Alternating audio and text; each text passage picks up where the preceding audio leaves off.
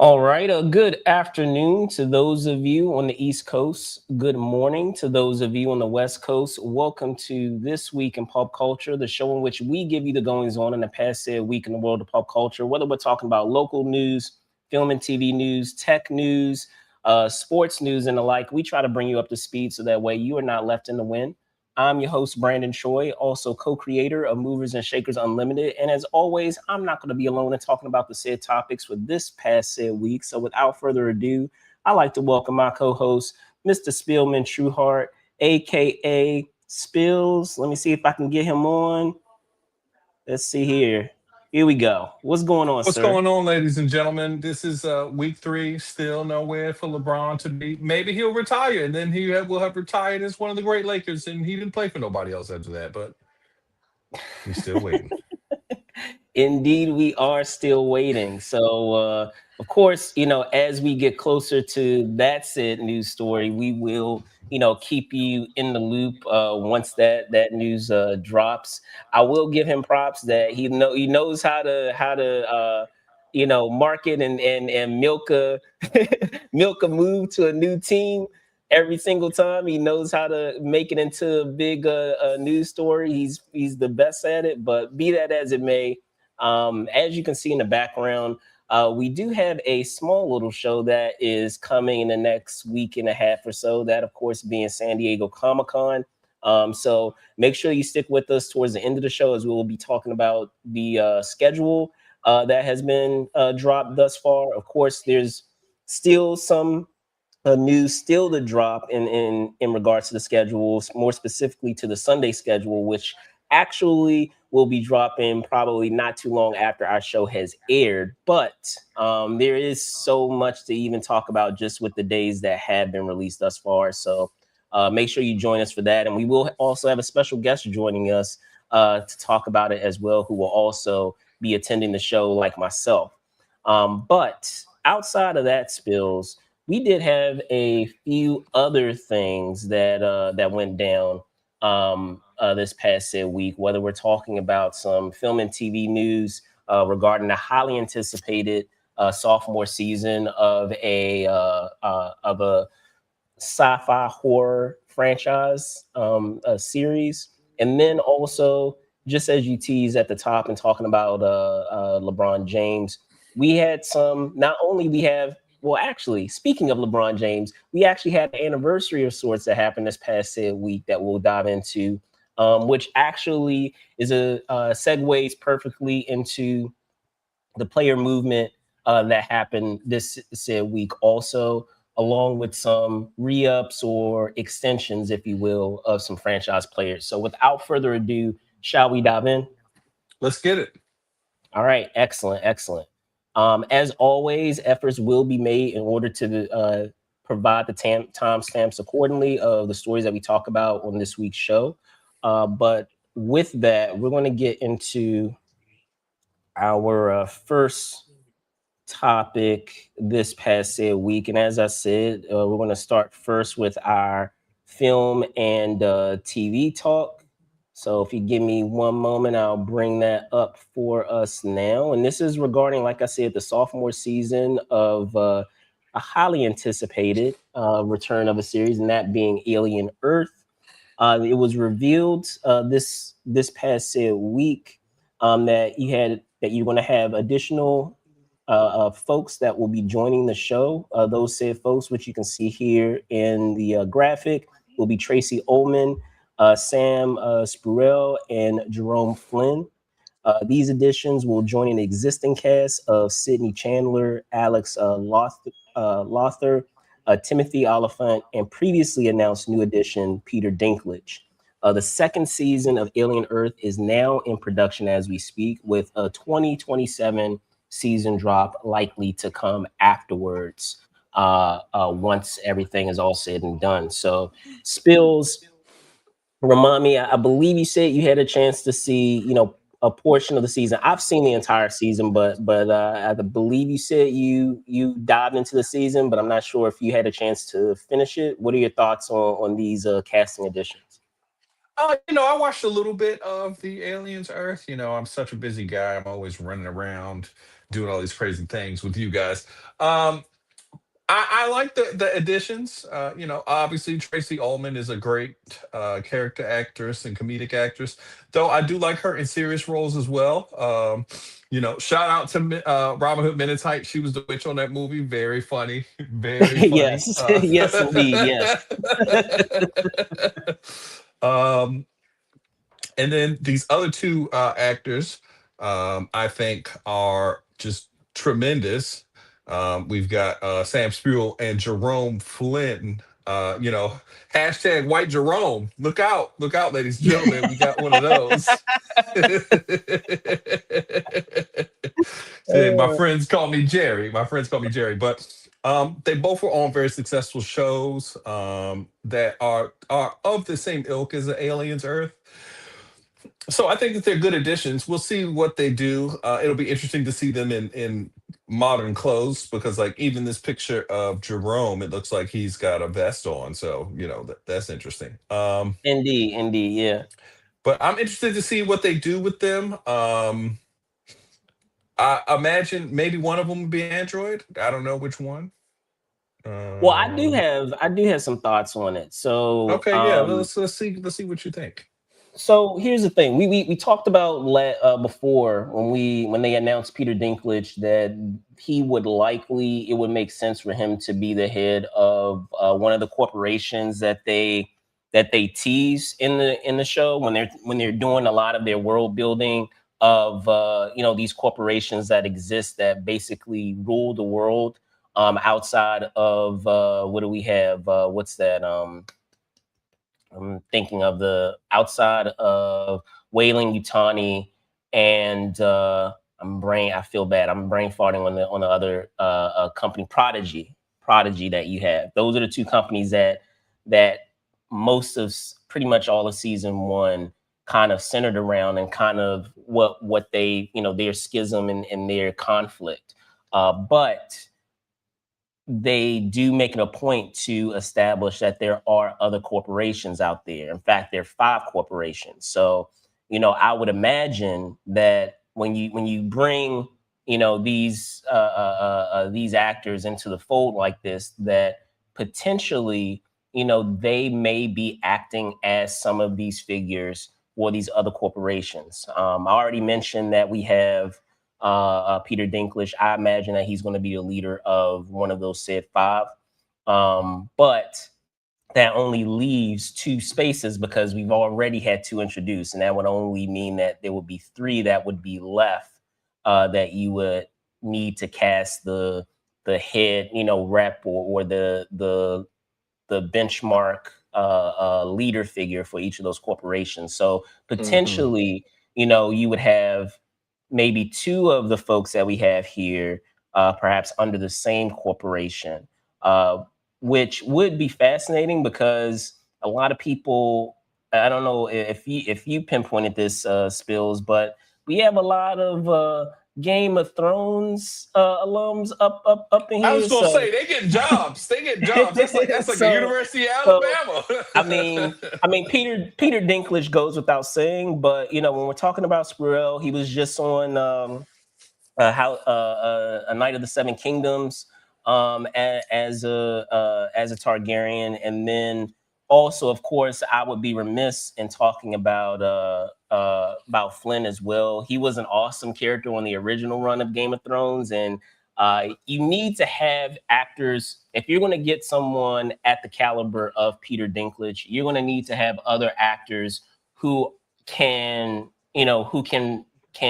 act with him and can be at his level and be able to spar with him, because he is a terrific actor and is able to play characters that are incredibly nuanced. And you want to have people that actors, artists that are capable of being able to be on par with them. So I would imagine, and I have no proof of this, mind you, because as it stands right now, even though these casting decisions have been made, no details have been spilt, so to speak, of who they will be playing.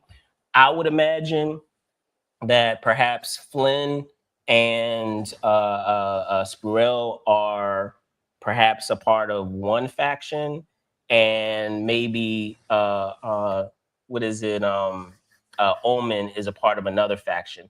I feel like that perhaps Flynn is the leader of one and Ullman is the leader of the other between the two that we have, or let's see, the two that we have left. Because as I said, I still believe Peter Dinklage is going to be another figurehead, and then perhaps Ruel is maybe what is it paired with either Ullman or paired with Flynn.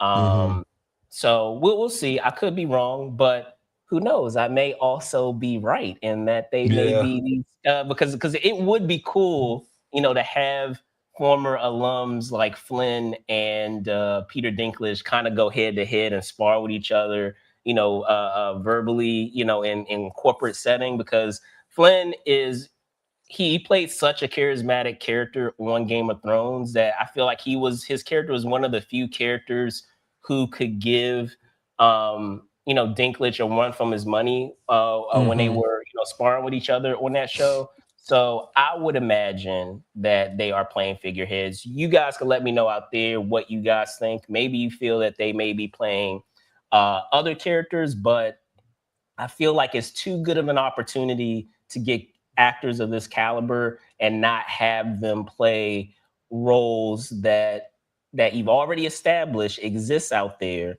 and would act as good foils for each other when we're talking about the five different corporations that was established in the first season.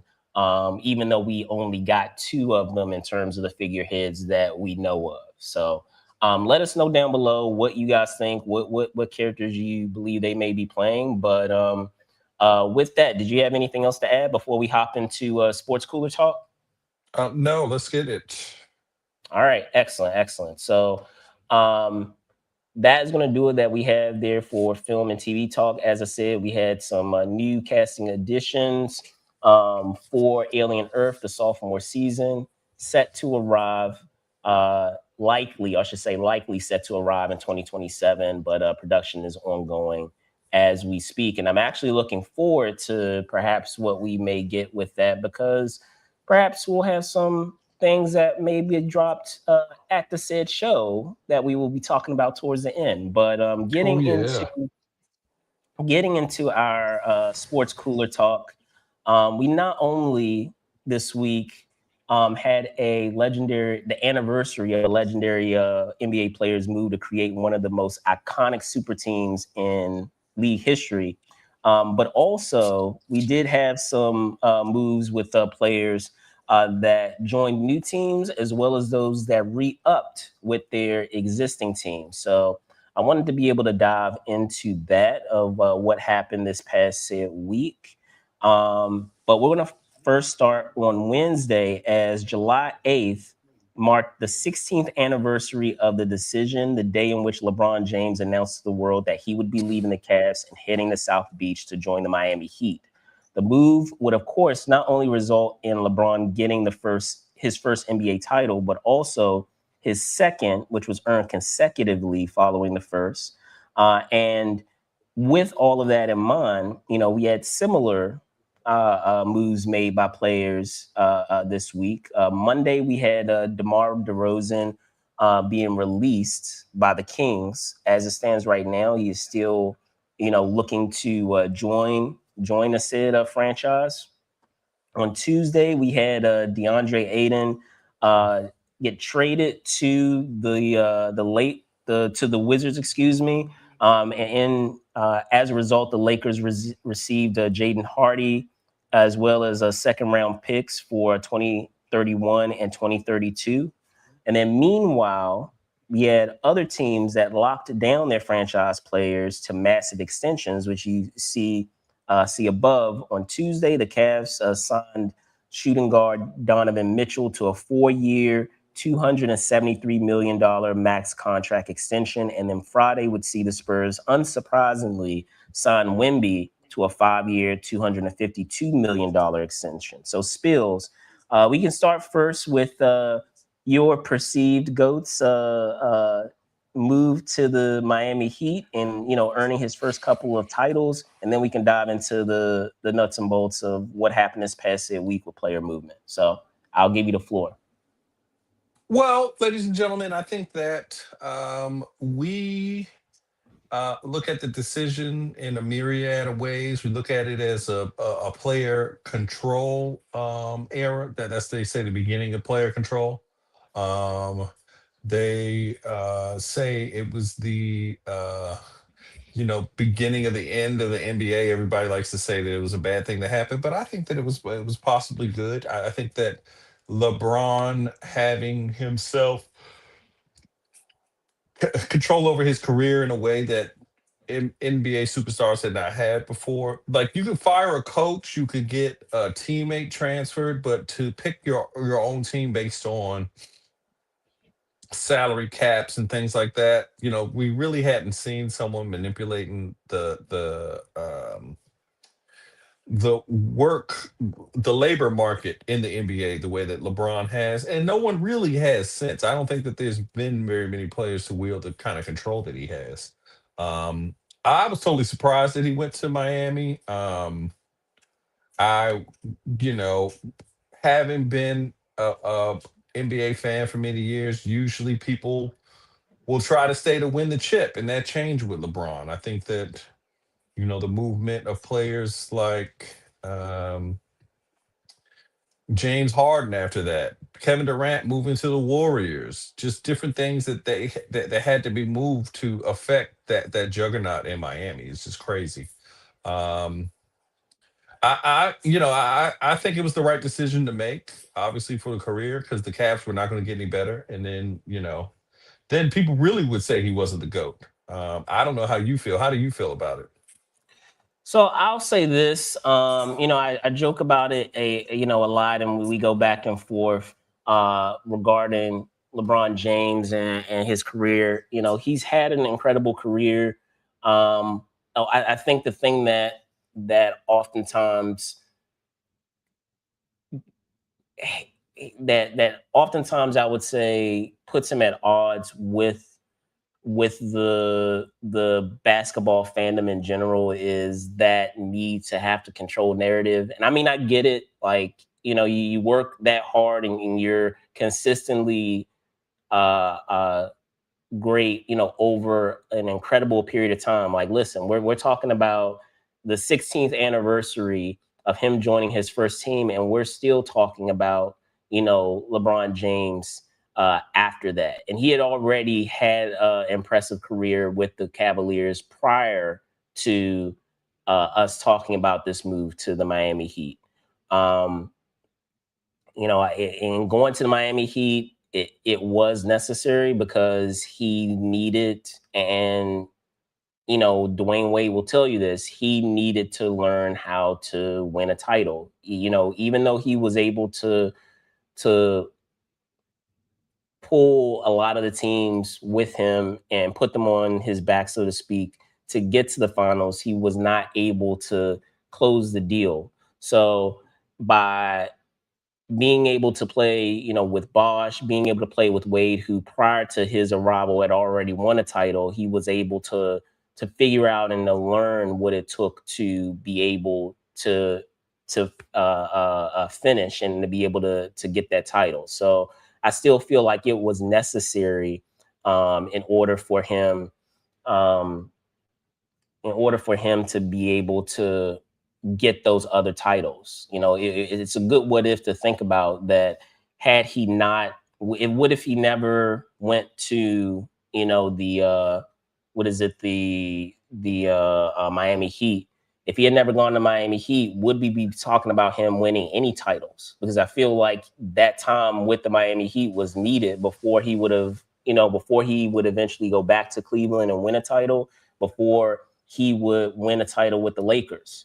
You need to have that foundation of learning what it takes to win before you're able to do it again and again and again. So maybe without that decision, so to speak, even though I know a lot of people don't like the way he went about it. Like I said, we talk about it a lot in terms of him milking the manner He's in a which media darling. He's a yeah, media him darling for trying to milk sure. and market, trying to move to the team. Just move to the team, bro. Like it happens in NBA. Like just go to the team, just get traded to the team and leave it be. But like I know he has to make it into this huge, big operatic, saga of him moving from one team to another. So yeah, man, like I even though I don't and I'm in agreement that I may not like the way he went about going to the Miami Heat because it seemed like you already kind of knew where you were going. You just wanted to make it a big like media circus.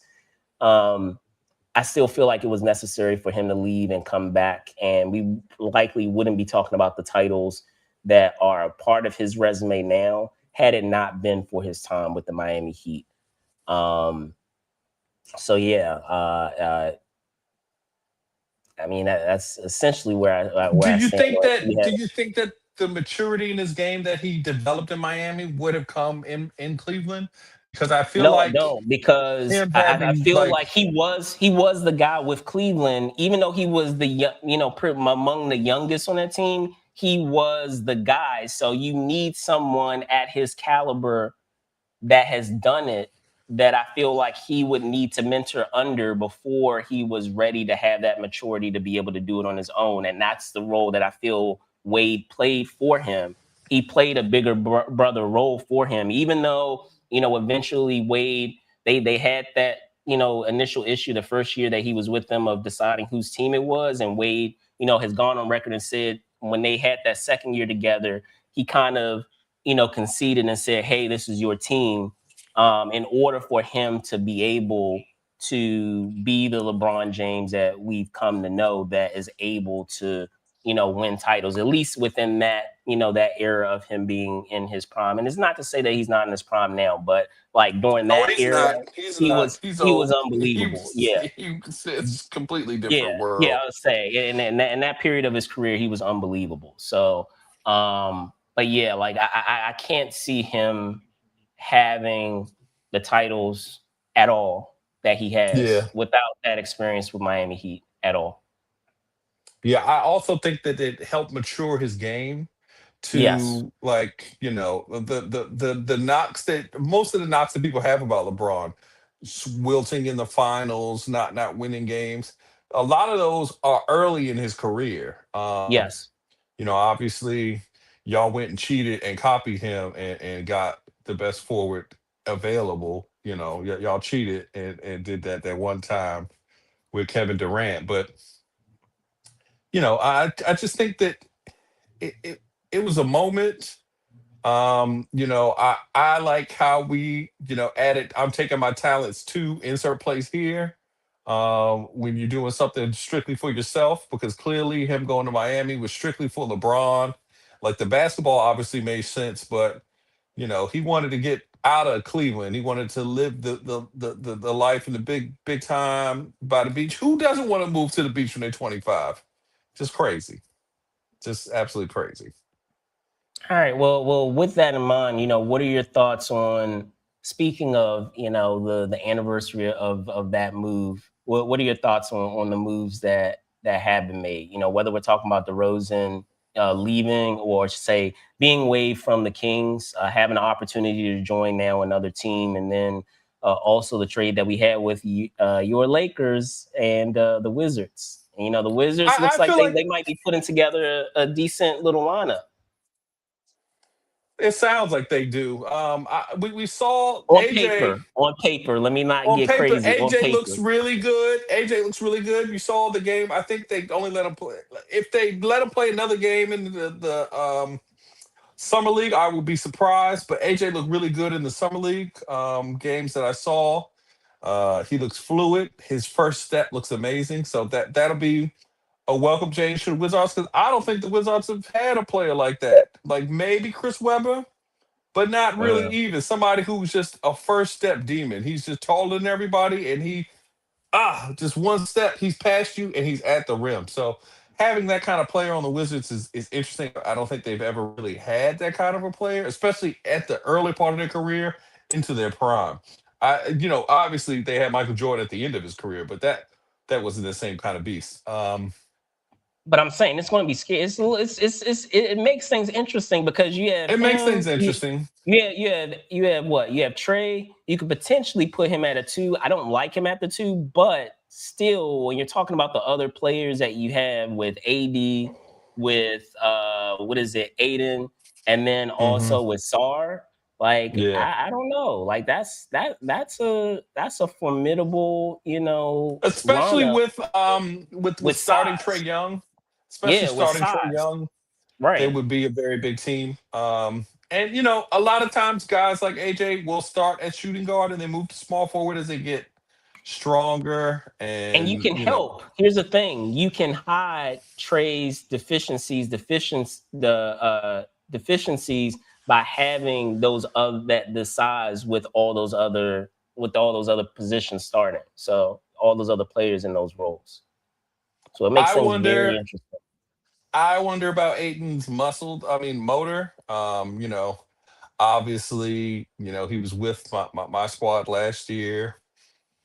We spent a lot of the Lakers faithful spent a lot of time saying all you got to do is just be Clint Capella and just jump and dunk. And he took, he was hurt by that. But I can see why people were saying that to him. It's just you need to score at a regular tip, and we can do well if you do some scoring. But just to see that trade was made. Obviously, it was because we made the trade for we signed Walker Kessler, and we don't really need him anymore. Right. Um, that's a salary move purely.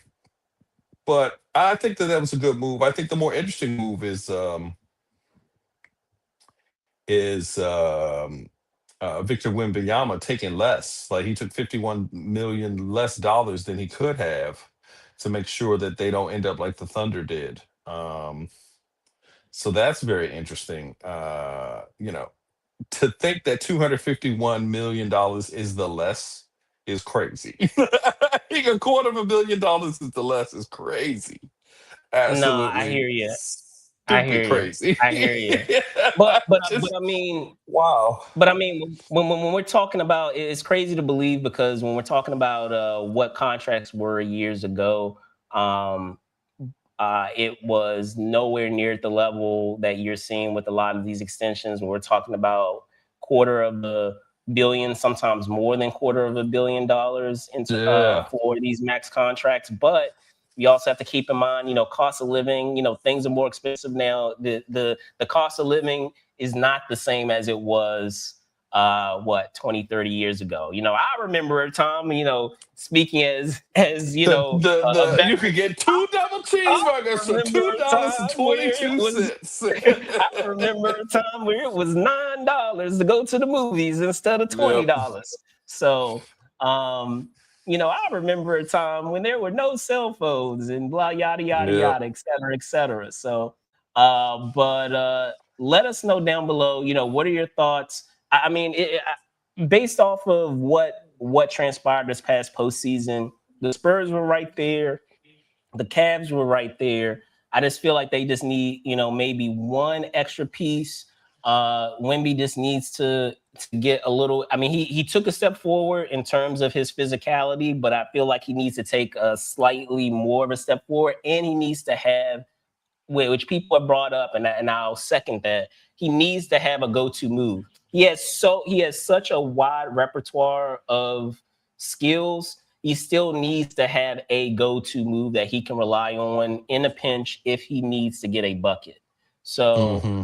I still feel like that is necessary. When we're talking about Donovan Mitchell, I feel like is doing everything that he can to help his team. They just simply just need another piece there to take them over the hump. I feel, but outside of that, I have no issue with the extensions that we have for each respective player. It makes perfect sense based What? on what they've been able to do.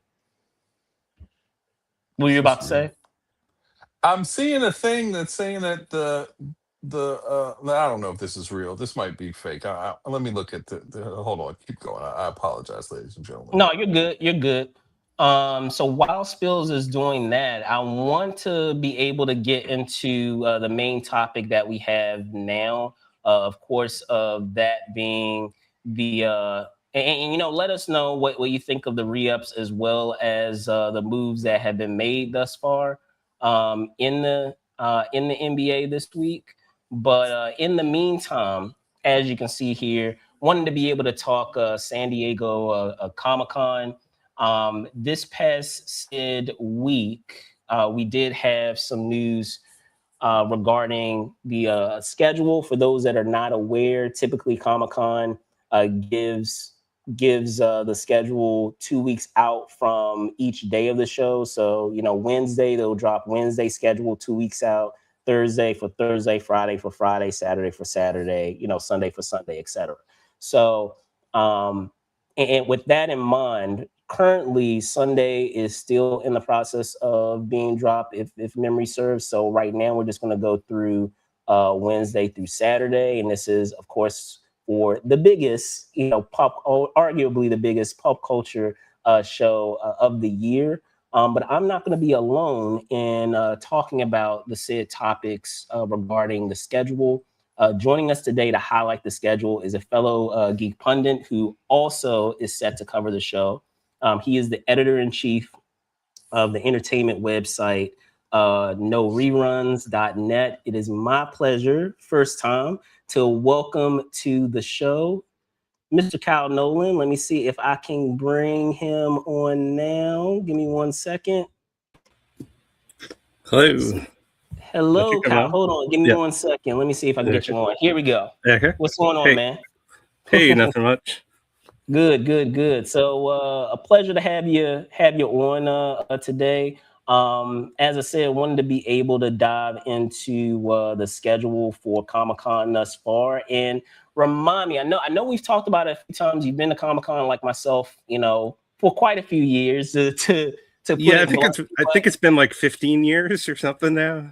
So it's been a long time. So let me guess. If I'm doing my math, that would be 2011. I think so. It was wherever year Twilight came. I think that was the first year or the second year. Oh, I think we might be the same year then, because if that was it, that would have been 2009. Because was that Tron? Was that the Tron year?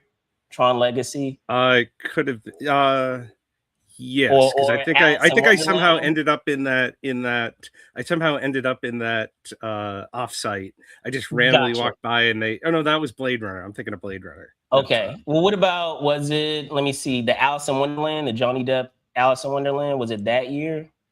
I'm not sure. Maybe not. Okay. I know. I think it was the year before Twilight, because I think the next year it was the 1 year my brother came with me, and I think that was the Twilight year, and that's when everything changed. Oh, that should have. I'm sure that was fascinating, because I don't know if you guys out there don't know this, but Kyle is a twin, so you know that probably would have been interesting to have you know, colleagues who may, you know, contemporaries who know you for you know, for your outlet, and you know, have your sibling in tow, and to you know, have that going on. That probably was fun, because I don't know, is he in the same camp as us, where like he goes to cons and stuff, or is it he mainly goes to PAX East, so he does like video games and stuff.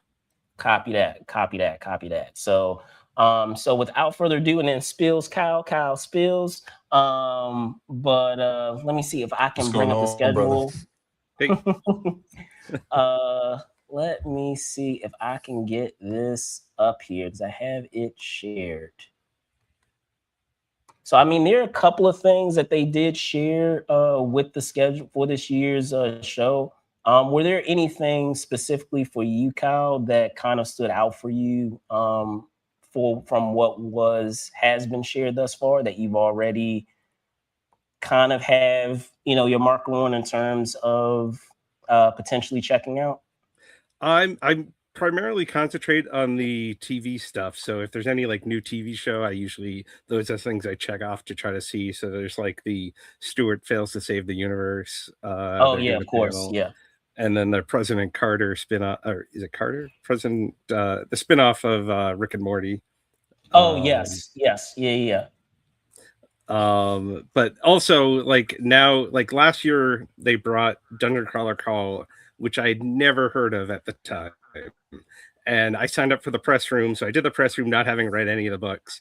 But ever since that press room, I got all caught up on all the books. So now it looks like it's even bigger presence this year for that. So I want to try to at least get to one of their panels, one of the various Matt Dinman panels that they're having Gotcha. at the con this year. And I also really enjoyed their offsite last year. So I want to go to their one that they're having this year as well.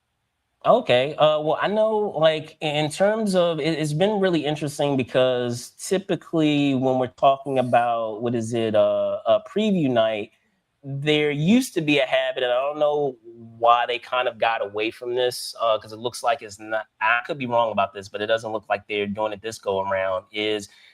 Let me know if you remember this. They used to do pilots of a lot of shows that people were looking forward to. Yeah, it was all usually WB stuff used to sponsor that preview night. Right. So like we would get have a chance to take a sneak peek at a lot of shows and be able to check them out before they officially air. So, we're talking about what Arrow, Flash. There were a lot of them, that were around at that time that you had a chance to peek. And I kind of missed that. I would like for them to potentially bring something like that back. There's really nothing on Wednesday nights anymore. Like, because they used to have that as an option. You could go to Ballroom 20 and just check out a whole bunch of pilots. But right, exactly. So that would be my one thing that I wish that they would. That it seems like they kind of got away from, that I kind of missed, that I wish that they would continue to do. But there were some surprises, and I want to get your thoughts on this. That there are a lot of shows in this.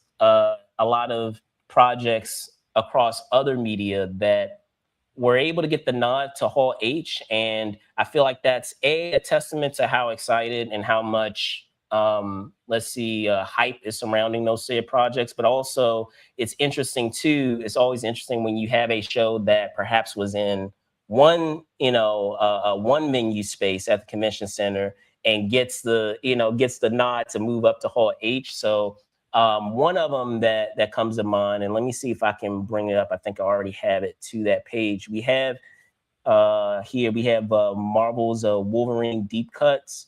When we're talking about that game, both of them, and also let me see, Marvel Tokon Fighting Souls are both in Hall H. So a lot of times when we're talking about games, right, they don't always get the opportunity to move to Hall H. They're normally like in the Indigo Ballroom. Indigo Ballroom is famous for having games in it, or if you're lucky, they may be in Ballroom 20. But you being a TV guy, you probably know this better than me. Most of the big shows, unless they are like huge juggernauts, they're normally in Ballroom 20. Like Game of Thrones, Walking Dead normally gets Hall H, but otherwise they go to Ballroom 20. Yeah, it seems like over the last couple of years, a lot of TV has been moving into Hall H, which it hadn't been before. Like Ballroom 20, all the big TV stuff was always in Ballroom 20. But then over the last couple of years, they seem to have been moving stuff to Hall H, and not just on, like Sunday used to be like the only day that Hall H would be used for TV stuff. But now it's like any day could be some TV stuff at Hall H. And they've really, because before, if you were a TV guy, you could just park yourself in Ballroom 20 and see all the big TV panels. Now, they split it with Indigo, and they split it with Hall H. And so now you really have to choose. There's multiple TV tracks that you could go to, different rooms to see all kinds of different TV stuff. So it seems like TV has been multiplying, and maybe the movie stuff has been getting less there. But yeah, now you have to make some tough choices of what you want to go see. And I'm curious your thoughts on that, because as you said, you like to tailor a lot of your coverage with TV specifically more so than any other medium.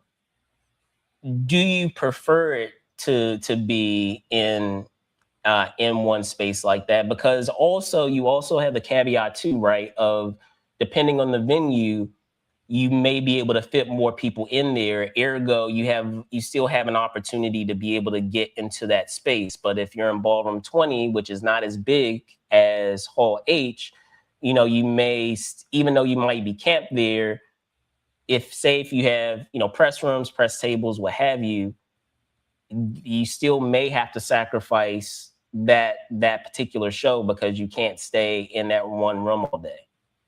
Yeah, that's tough because I used to always just go to panels. So I would park in ballroom 20 all the time. Then once I started doing press rooms, then I pretty much gave up on most panels unless I could Okay. get a panel pass, so I wouldn't have to try to get in there. Like sometimes it's easy to get into ballroom 20, but sometimes the line is just ridiculous and there's no point in even trying to go over there. Same with Hall H. Like sometimes you see that line, they're in the tents, you're not getting in. So either you got to go with 2 or 3 panels earlier or you just skip it. So yeah, Gotcha. I unless I try to get panel passes for the few panels that I cover nowadays, but for the most part, I try to do mostly press rooms Got if it. there's some new show I want to talk about. Got it. And Spills, I wanted to be able to put it to you. I know, like in terms of the mediums that we have. I mean, I know that you enjoy your TV, you enjoy your movies too, but I know you're a gamer big time also. So, do you have like any questions of how how that normally comes about when we're talking about Comic-Con? Because I know we're in the process of getting you there, but I know just in terms of schedule and other things that you're doing, it doesn't always work out. So it's not going to be able to happen this year. But did you have any questions regarding Comic-Con and how they operate with certain panels? Well, I just wonder, you've been to several Comic Cons. What are you looking forward to this year as far as TV shows are concerned? Like, what is your like number one show that you're a big fan of, you're excited to see what they're doing with, because they do a lot of things. I'm just interested to see, like, as a vet, someone who's more seasoned, what would you tell someone that's going for the first time? What would you think that would be their favorite experience there? Well, I tell you what, in general, I'll say this, and this, by the way, in talking about, and then we can continue to make our way down, Kyle, in terms of what's happening. Overall, I would say when you're putting together the schedule, just like Kyle has kind of been teasing, is there is so much to see and do at Comic-Con, Hmm. and it's really up to you on how that Comic-Con experience is going to go. I know people make a big deal about, they call it line con, jokingly. And I mean, yes, there are huge lines, but that doesn't necessarily have to be your Comic-Con. If you want to go to panels, there's going to be a likelihood that you're going to be in the line. There's no way around that. It doesn't matter whether you're an attendee, whether you're media, folks like Kyle and myself, or anything else. There's still going to be some line. There's still going to be some queue of some sort. Don't get me wrong. There are some unique circumstances, even in our arena, where that may not be the case, but still, you're going to have some semblance, however small, of dealing with some type of queue. Even when you're like waiting on, press rooms and things of that nature, they're going to be queues. But if you're going as a, attendee, make sure that you decide, am I going to do panels? Am I going to do the exhibit hall floor? The exhibit hall floor is where they, have all the booths and everything.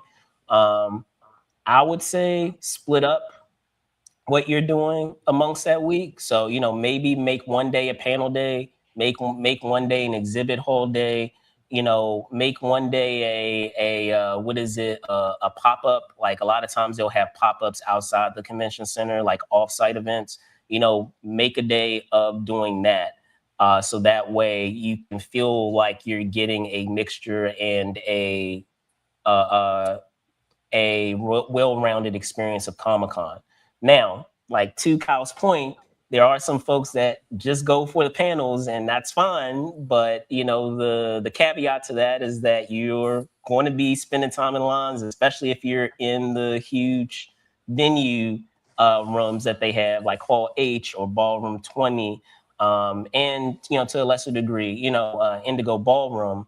But the thing that's also nice about that you typically don't experience at other cons is that once you are in that space, you can stay in that space and camp in that space. There are other shows where a lot of times you have to, after that panel is gone, you have to reline, you have to re-queue up, if you will, to get back into the same room. I know sometimes, with some shows, sometimes they allow you to get away with it, Kyle, where you're a media person, you can stay, you don't have to like leave and get up. But for the most part, you have to re-queue up again, which can be frustrating. So I will give, Comic-Con credit for that, in that if maybe there are a couple of things that you want to see towards the end of the panel day in terms of what's happening on that schedule, you can sit through the stuff that comes before that. You can just be in that room all day, sit through the stuff before that, and then, be there for those panels. And that's actually the best bet to do, because more than likely you're not going to have an opportunity to get into that said room if you do not do that. Unless you have, a rare circumstance of what, Kyle was mentioning, of having, a panel pass, which you aren't able to do if you are not, a member of the media. So, and then lastly, I'll say this: as someone who went there first time, this was 2009. Gosh, it's almost been 20 years. And going to the show, you have to be able to have a plan B of what you want to do. You have a plan A of everything that that you absolutely cannot miss. Come hell or high water, you want to make sure that you do. But if there are some that you really want to see, yet you are willing to bypass to do something else, understand that you might have to go back to that plan B in order to enjoy that day, because maybe something may happen that prevents you from doing what you originally planned. And at least you have a backup of something that you would like to do. So that way you're not frustrated that day that you didn't get to see, the one thing that you were hoping to see. So does that help in terms of giving you an idea? That helps. That gives me an idea. So, yeah, and I think the key is, if there's something that you really want to see, you have to get to that room 1 or 2 panels beforehand, because you don't want to push that to the last minute. And plus, the nice thing about getting there early is you make friends with the people around you, and then you move up. You as people leave from the different panels, you see open seats, you can keep moving up and eventually end up like near the front row, if that's what you wanted for the panel that you went there to really see. And so I used to do that all the time. I ended up in like the 3rd row by the end of the day, like for the final panels. And it always ended up working out well. And then I was going to say too, Spills, is that, I'm appreciative of the journey that I've had, and that I've had an opportunity to do the show in all types of capacities. When I first started doing the show, I came as an attendee. And then a couple of years in, I started going as a media. So, there are things like small, minute things that you, and Kyle, you'll be able to second this, that you appreciate, that a lot of times when you're trying to get from point A to point B, there's certain places where you're not allowed to be able to walk through, when you're trying to make a connection somewhere.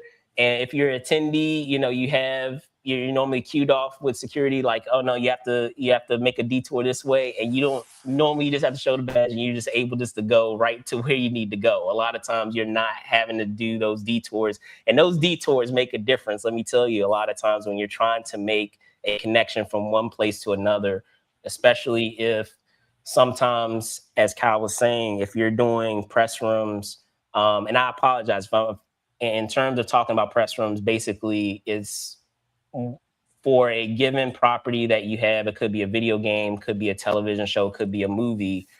You're basically, there's a room that's designated at a certain place on site where you are interviewing cast and crew of that said property. And it could include, maybe having multiple outlets at a table speaking to that one artist, or it could be what's known as a press line, where it's kind of like what folks see on TV, where you have folks, cast and crew that are kind of going down, I hate to say it, like a conveyor belt, like walking down a lane to go to each outlet to talk to them and ask questions. So it just really depends. Every press room is different. Sometimes they give you the option to do both. Sometimes they give you an option only to do a couple of things. So it just really depends on the show, and even the publicity team that is helping them provide the publicity. They may have their own approach of how they're doing it. So,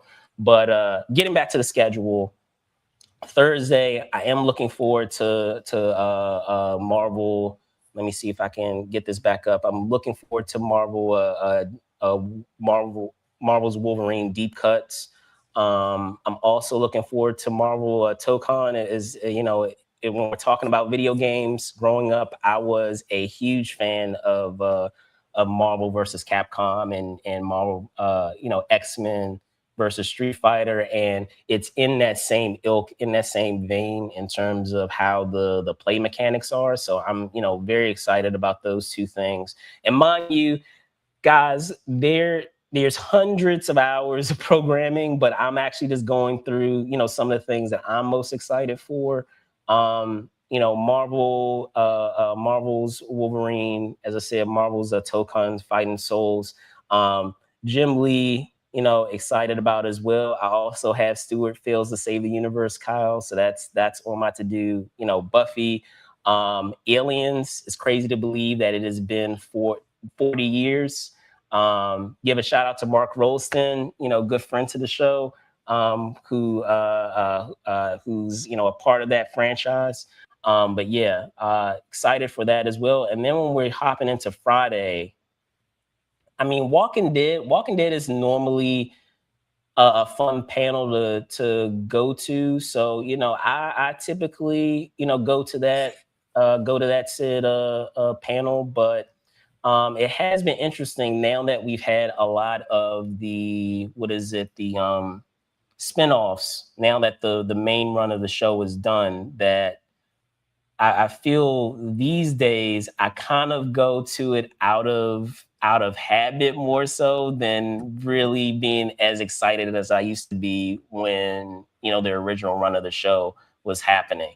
If anything, and I know this sounds shallow, but it is what it is, especially when you are spending time, dedicating time to go to a certain panel. They normally, I will give them credit for this, they normally give really great swag. So, when you're going to some of these panels, and now, and speaking to you, Spills, when you're going to some of these panels, a lot of times the way that they handle doing the swag or the merch that they give away, that during the panels, they give you tickets while you're sitting down that you can redeem in their swag store or their swag room that they have elsewhere on the Comic-Con site. It's actually at the Manchester Grand Hyatt, which is a hotel that's walking distance. I say walking distance, but it's not quite the walking distance. Yeah, it's not particularly close. I say it's walking distance. If people know Las Vegas, it's Las Vegas walking distance from the convention center. But yeah, they normally hold like the swag and things like that. And normally, because they have different types of ticket colors or different things that they give away, when you enter that room, all you have to do is match the type of ticket to what they have. They'll have a sign of the type of ticket that it is with each table, and that will correspond with whatever swag you're going to get for that said property. So maybe they'll give a yellow ticket for Game of Thrones. Game of Thrones normally gives pretty good swag, but I imagine that's not going to be the case this year, because I don't think I could be wrong. I don't think I saw it. You can correct me if I'm wrong, Kyle. I don't think I saw House of the Dragon. I know that they're doing like a screening or something, but yeah, I didn't see a panel for it. Yeah. Yeah, So it's always, you always go into that swag room wondering, I hope it's something good, because you usually have no idea what the swag is. And I remember right, I walked all that distance last year for the and it Marvel was like a panel, poster. and it was like a poster and a fan or something. Wow. And same with the George Lucas panel. It was a poster of like the museum. The I'm like, museum. I I No, George can't remember. believe Lucas. I walked That this makes far. sense. Yeah, that makes sense. George Lucas ain't giving away nothing for free. That ain't how that Man. works. But yeah, no, like in talking about Friday, like I said, Walking Dead is a given. I actually am looking forward to the Vampire Lestat. Like that has been a cool show this year. And speaking of shows that have made the leap from one venue to the other, prior it was in Ballroom 20, and now it's made the leap to Hall H. So that gives you some indication of where things have been with that show now that it's entering its third season. Because like for those first two seasons, it was in Ballroom 20 versus Hall H. So and it's a bummer too, because I feel like there's some other shows that would give warrant to being in Hall H, and maybe that's just me being biased, but like Dexter, I feel like should be in Hall H, but I know historically it's always been in Ballroom 20. It would make things so much easier. Maybe just me selfishly, it make things so much easier because it always is conflicting with something else, and it would be nice if it was just in the room that I'm staying in versus Yeah. having to make the decision of leaving the room that I'm in order to get to that one panel. Because normally in other days that we've had it, it's always the only thing that I want to see in Ballroom 20, and I'm not willing to sit through what comes before it in order to be able to check out that one panel. So that's kind of the toss up that you deal with there. But going back to Friday, also have Spaceballs. Looking forward to that too. Yeah, I definitely, if I can get into Spaceballs. that, I'd definitely like to see that. So that's on my to-do list. I've been in the loop of a couple of things that are going on because there's some folks that I have to remain hush about that are involved with that project. So what has been told has been terrific about that Sid project. So I'm definitely looking forward to what they share. I would imagine for something like that, especially if they are trying to get the ball rolling in terms of hype, they're probably going to give something away. They're probably going to give some type of swag, whether it's a t-shirt. Merchandising? Yeah, right. Merchandising. No, you're bringing that up because of historically the issue with George Lucas and Star Wars. So I don't know. Maybe they'll find some creative way to get around that issue. But I would imagine that they would not allow people to leave Hall H without having something. So I think they're going to give away flamethrowers. That's what I would say. Because obviously you can't really sell flamethrowers. I mean, you can, but that's diminishing return. George Lucas doesn't want that. But they said it in the original movie that the Spaceballs to flamethrower. I think that would be wonderful. I think that would be tremendous. But going to your point, Kyle, of like having to make the decision right, I have X-Men 97 here. It's in 6A, and then everything else that I have here is basically Hall H. Minus John Cusack thing. As I said, a lot of times you'll have things that are your A tier and your B tier. Just as backups. I have a lot of the spotlights and a lot of those one-on-ones that I enjoy too, because the smaller panels can be just as fun. DC doesn't have as big of a presence that they've had, before. We do have Lanterns here, which I am looking forward to, that I would like to, go to. So I will likely be spending a lot of my time in Hall H to check out those said panels. And then, of course, Saturday with them them bowing out last year.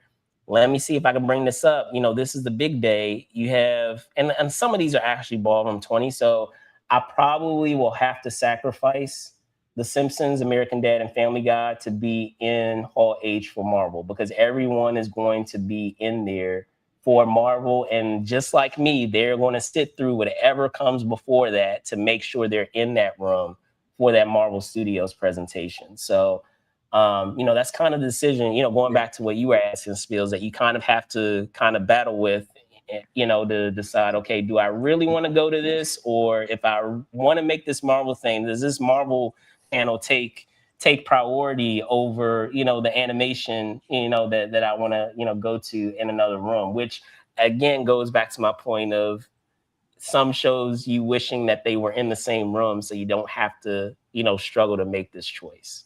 But or were there some things, I know I kind of breezed through Friday and Saturday, Kyle, were there some things that, you know, that I mentioned that perhaps you're looking forward to, or some that I didn't mention that you're looking to go to?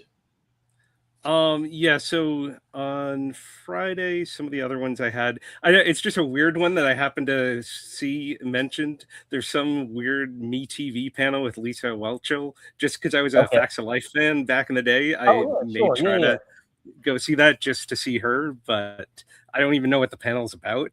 But I just saw her name mentioned and it just popped out. And then like the TV Guide magazine fan favorites, those are usually in bottom 20. Those are always interesting just because it's a mix of people, so you don't have to like pick a single show. Usually they pick like a bunch of people from different shows, so if you want to see a variety of people, those are always interesting, the TV Guide ones and the Collider ones that they have. And then I had mentioned the President Curtis. They're doing a panel for that on Rick and Morty. That's it for.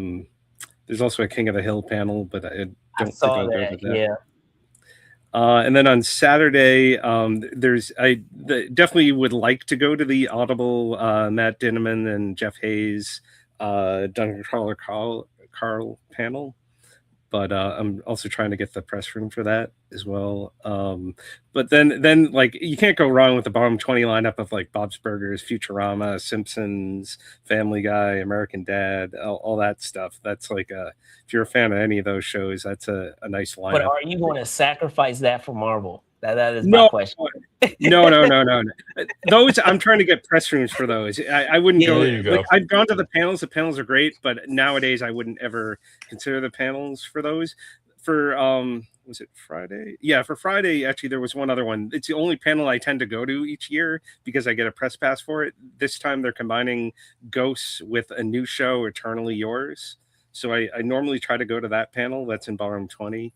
So that should be interesting. One's a ghost show, one's a vampire show, but they're both comedies, and so that should be fun. That panel is always a lot of fun, the ghost panel, and now they're also adding in this other show, so that should be good. But yeah, on Saturday, the problem with Saturday is it's usually when most of the press rooms are, so I don't tend to get into a lot of panels on Saturday. But like right before the or two panels before the Marvel is the Apple TV panel. And that could be that could be really entertaining. That's like a 2 hour. I think there's 2 hours of like 5 different shows that they're covering. Yeah. And then there's another one of those Entertainment Weekly Bold School, which is like a whole mix, which would be like a whole mix of people before they get to the the Marvel panel. Last year was the first, or was last year when they announced Avengers, or was that 2 years ago? I think last year was the Doomsday announcement. I want to say it was last year. Yeah, so that was the first year I've ever been in Hall H for the Marvel panel. Oh, no. You know what? No, it was 2 years ago. You know why it was 2 years ago? Because I remember, because I was heartbroken, I actually did a panel during the Marvel panel. I actually had my own panel on Saturday. I was like, why would you do this? You didn't even me? want to be at your own panel. And I remember that because I got it. I remember getting all that was you're talking about when they announced Robert Downey Jr. Robert Downey as a Doom, I'm guessing. Yeah. Like that was the first time I'd ever been in that hall for the Marvel panel. And the level of excitement is just ridiculous. It's like watching the old Apple announcements where people cheer at every other word that gets sent. No matter what the word is, like the audience goes wild after every little word that gets said. More Red Skull. Yay!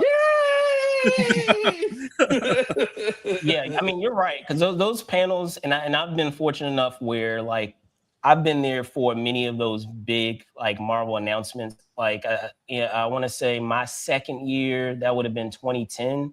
That was when they announced, the first Avengers movie, and they had all the actors come out. I was there for that Hall H panel. I'll never forget that one because people were so so much in a frenzy over that particular panel happening that day that there was a lot of like chaos that was happening earlier in Hall H. I don't know if you were there that year, Kyle. That was the year Yeah, I that someone definitely was had there their eye that year. poked out Yeah. with Oh, the yep, pen. yep, yep. I heard the story. Yep. So I was there in the room. Like, yeah, someone had their eye poked out in the pen because they were fighting over a chair. Like, it was weird.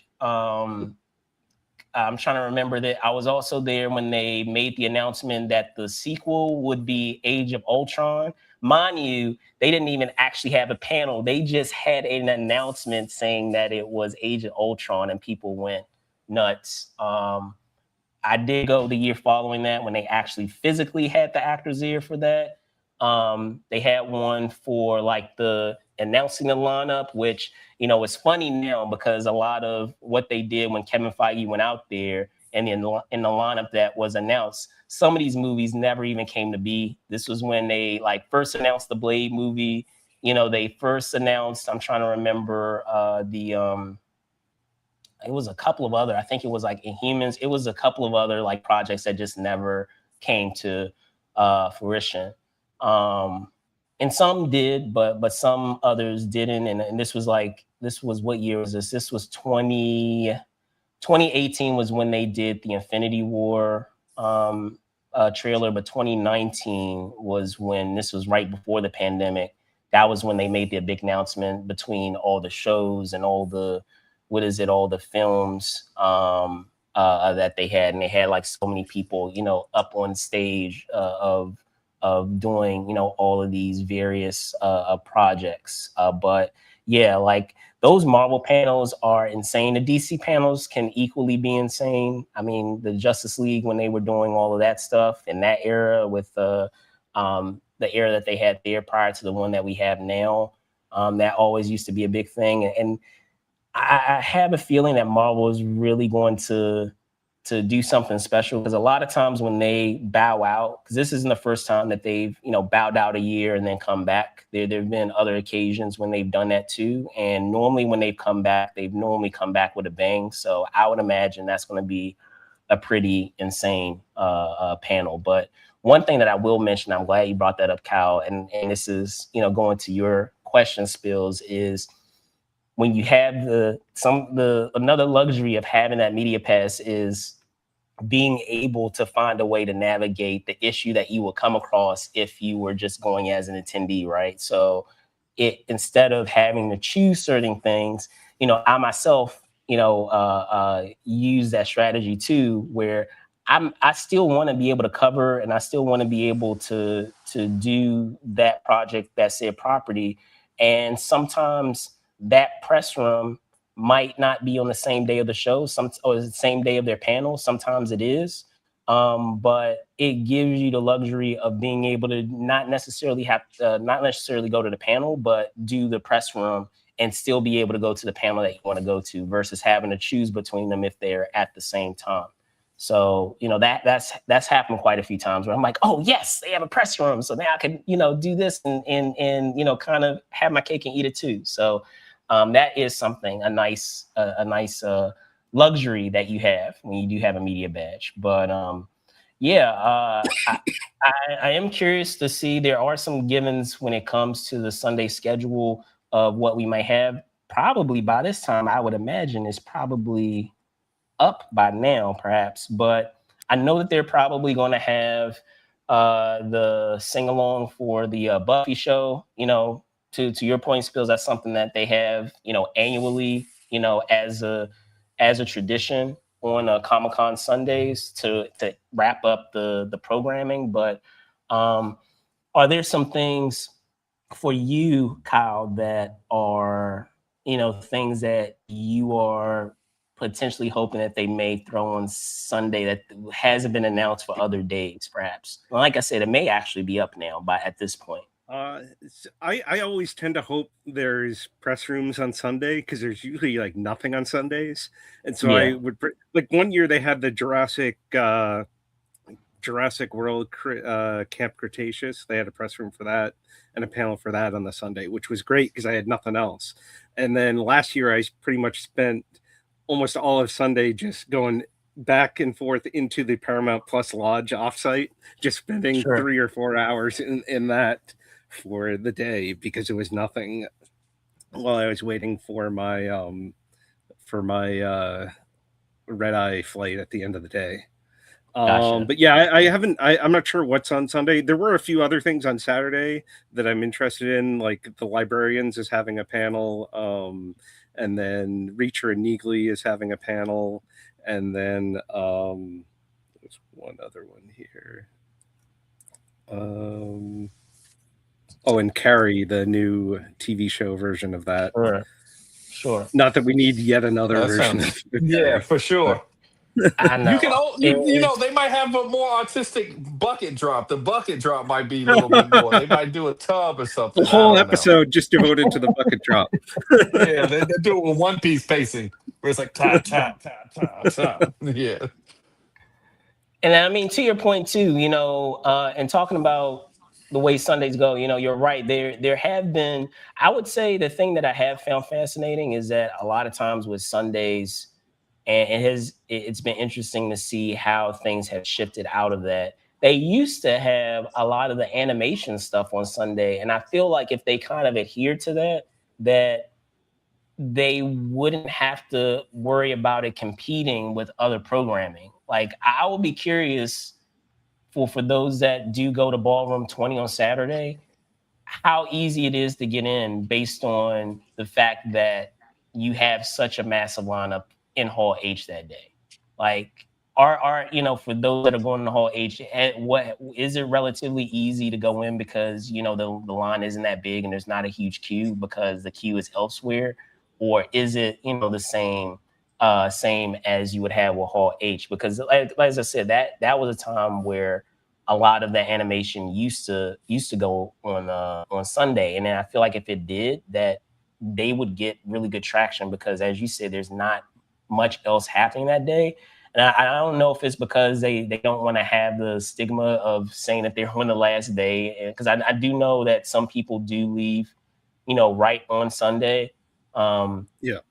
Even though, folks, you still have people on the exhibit hall room floor. People are still, you can see people packing up and like clearing out their tables and things like that. So maybe they just don't want to have the stigma of being on a day where people are kind of already have checked out and are already trying to leave. But I don't know. I don't know if Saturday is the best idea, to have it. If not Saturday, then maybe put it on Thursday, because Thursday, every once in a while, you maybe have a handful, and you may disagree with me, Kyle. You may have a handful of things that you want to see, but I know for me, a lot of times, Thursday has normally been a typical press day for me because there's not much that I want to see panel-wise until Friday and Saturday. Yeah, last year I don't think I had like pretty much anything on Thursday except I had one press room and then I just did offsites all day long. Like, it was just very empty Thursday, Sure. and same with Sunday was pretty empty. They seem to pack, most stuff is on Saturday, and then Friday is also can be pretty packed with stuff. Yeah, because I was going to say Sunday I normally designate as like my pickup day. So like if I didn't manage to get anything from the what is it, the allotment room, which is basically for you spills, the room where we're getting a lot of the merch that we got tickets for. I normally dedicate that to Sunday if I didn't get a chance to do it. Sometimes I'll try to do it right after the panel is done, if I have time. But if I don't, I'll wait till the Sunday because they'll still have it open throughout the entire show. The only danger about waiting is if it's like a t-shirt, they may run out of the size that you want. That's the thing. See, that's what I'm saying. That's the caveat that you have to deal either with. first or mine or last. Luckily, I'm a big size, so it's either they don't. They'd be like, "Sorry, big guy," or they'd be like, "We have 17 of these, sir." So that may be something I would look forward to. So yes, that is the caveat that you have to deal with a lot of times. But I feel like for the most part, unless it's particular, I would say for the most part, knock on wood, I've been able, even for like Marvel stuff, I've been able to go on Sunday and it's still there. Because I feel like those tickets are specifically allotted to the number of items that they have. And then outside of that, I'll also use it because Wednesday I'll use to kind of preview what's on the floor. If there's something specifically that I want to get, I can wait until Sunday, to be able to kind of grab that before, the day ends. And mind you, sometimes I would say with that you deal with a bigger issue maybe than with the allotment room, because they may only have had a finite amount of items that you saw initially for that. Where like Wednesday, sometimes they only have it allotted for Wednesday, and once they're out, they're out. So you may come on Sunday like, oh yeah, we ran out on Wednesday, or we ran out on Thursday. So that is something that you kind of have to contend with. So yeah, but yeah, no. Wednesday used to be really good for preview night to go to the show floor, but now it just seems just as packed as every other day. Yeah. But ironically, so I usually end up doing the floor in about an hour, and then I give up and I leave, and I've covered everything I want to see on the floor. But I mean, will you agree with me that while it is still packed, probably more packed than it's ever been, that the programming was better in the past than it is now? Or would you say it's about the same?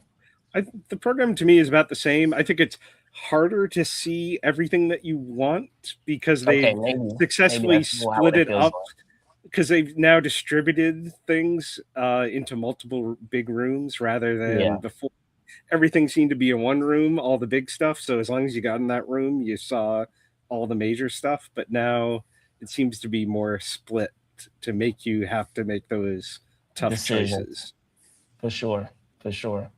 But let us know out there, what you guys feel about Comic-Con, some things that you guys are looking forward to. If you are attending, you can let us know, and perhaps maybe for Thursday, Friday, or Saturday, some things that you guys have queued up. That's going to do it for us here at This Week in Pop Culture. I'm going to punt it over to you, Kyle, first as our guest. Can you tell folks where they can find you? You can find me at noreruns.net. And I post a bunch of news and information there, and I'll have all my Comic-Con coverage there. Awesome. Spills? Yes, ladies and gentlemen, you can find me always at Instagram.com@trulyspill. Give me a shout there, and we can talk about all these lovely Comic-Con things that are coming up. Absolutely. And Brandon Choi, host and co-creator of Movers and Shakers Unlimited. You can find me at Brandon Choi, ENT, on X. And then, as I pointed down below for IG, you can find me at Brandon Choi _ENT. Spills and I will be joining you later on tonight for a live watch of House of the Dragon. Looking forward to the episode tonight. But outside of that, of course, we do have a Comic-Con that is coming up in the next in the next week and a half or so, or a week and a couple of days. But thank you guys so much for watching. Be safe out there, and see you guys soon. Peace.